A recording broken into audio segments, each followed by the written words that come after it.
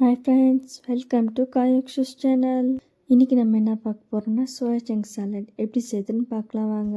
Ingredients டிஸ்கிரிப்ஷனில் கொடுக்குறேன், check பண்ணுங்கள். சோயா சங்க்ஸ் வச்சு தண்ணி எடுத்து வச்சுட்டேன். அதை 10 மினிட்ஸ் ப்ரீஹீட் ஆன ஏர் ஃப்ரையில் வச்சு எடுத்துக்கலாம். ஏர் ஃப்ரைல்னால் கடாயில் கொஞ்சமாக எண்ணெய் சேர்த்து ஃப்ரை பண்ணி எடுத்துக்கோங்க, கிறிஸ்பி ஆகிற வரைக்கும். சோயா சங்க்ஸ் நல்லா கிறிஸ்பியாக வந்துடுச்சு. இப்போது நம்ம சாலட் செய்ய ஆரம்பிக்கலாம். ஒரு கடாயில் கொஞ்சமாக எண்ணெய் சேர்த்துக்கோங்க, ஆயில் ஸ்ப்ரே பண்ணிக்கோங்க. அடுத்து வெட்டி வச்ச கேபேஜும் துருவின கேரட்டும் சேர்த்திக்கிறேன். காய் ரொம்ப வதங்க தேவையில்லை, காயில் இருக்க பச்சை ஸ்மெல் போனால் போதும். அடுத்து காய் வதங்க கொஞ்சமாக உப்பு சேர்த்து நல்லா வதக்கி விட்டுக்கோங்க.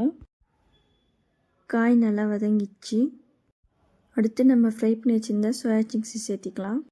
அடுத்து உப்பு, மஞ்சத்தூள், மிளகாத்தூள், மல்லித்தூள், சீரகத்தூள், கரம் மசாலா சேர்த்து எல்லாத்தையும் நல்லா மிக்ஸ் பண்ணிக்கோங்க. நான் ஹோம்மேட் மசாலா யூஸ் பண்ணுறேன், நான் அது மட்டும் சேர்த்துக்கிறேன்.